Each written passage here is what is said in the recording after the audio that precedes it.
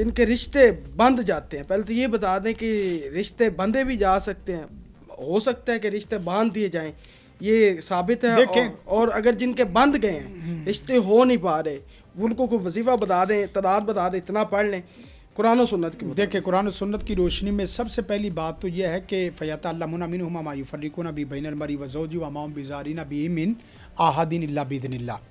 اللہ کے حکم کے بغیر کوئی بندہ حاسد ہو، اللہ کے حکم کے بغیر کوئی شریر ہو، اللہ کے حکم کے بغیر کوئی جادوگر ہو، کوئی شیطان ہو، کوئی انسان ہو، کوئی جن ہو، اللہ کی اجازت، اللہ کے حکم کے بغیر آپ کو اجازت، اللہ اذن حکم ہی ہوتا ہے، اس کو عربی میں اذن اور ساتھ حکم ہے. اللہ نے چھوٹ دی ہوئی ہے. نہیں چھوٹ نہیں، اللہ کے اذن کے بغیر یہ کام نہیں ہوتا. اب اذن حکم میں مسئلہ کیا ہے؟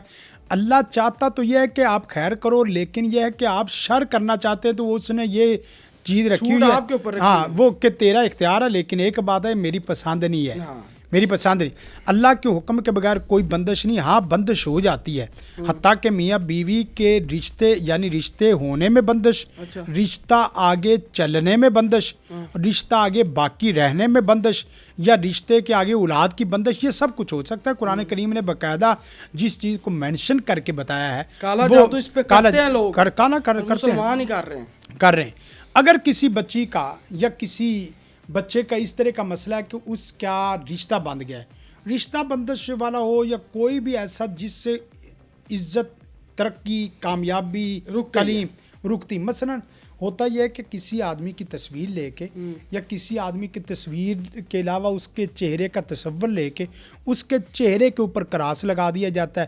اب وہ جہاں جاتا ہے، جاب کے لیے جاتا ہے تو وہاں رکاوٹ، رشتے کے لیے جاتا ہے تو وہاں رکاوٹ، تعلیم کے لیے شیطان کی طرف سے جو نہ ہوتا ہے. تو ایسے عالم میں سب سے پہلے تو یہ ہے کہ جب بھی کوئی آدمی پرپوز کرے، آپ کو رشتے کے لیے آئے، تو آپ صبح کی نماز باجماعت پڑھو، فجر کی مثلا کل آنے ہیں نا، تو آپ علاج کے طور پہ صحیح، اللہ کی محبت کے لیے تو ہو تو بہت بہتر ہے. چلو جی، علاج کی نیت سے پڑھ لیں، علاج کی نیت سے پڑھیں کہ حدیث سنیں کیسی ہے، پیاری حدیث.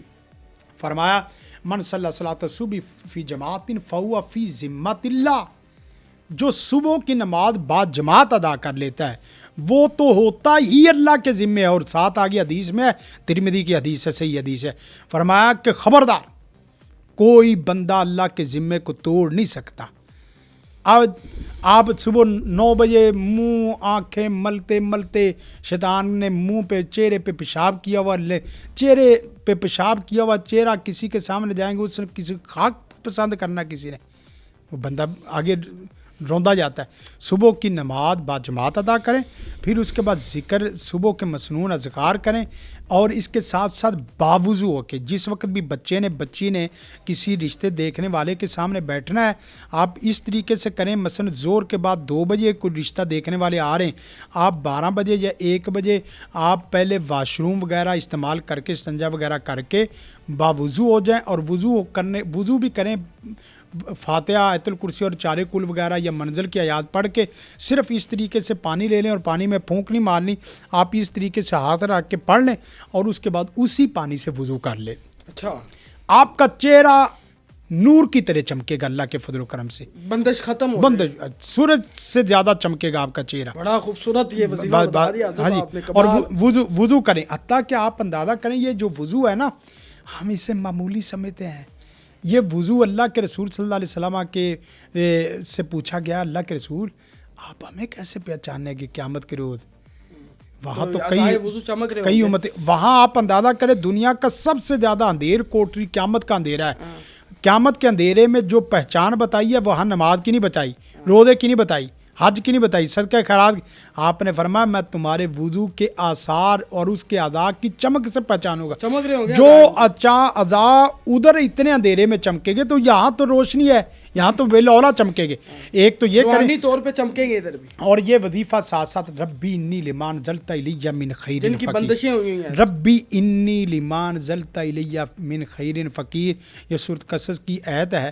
آپ اس میں اپنے آپ کو، یہاں پتہ ہے کہ ہمارے لوگ دعا تو پڑھتے ہیں، اصل جو لفظ ہے اس میں 2 لفظ ہے، ربی انی لما انزلتا اور آگے ہے فقیر.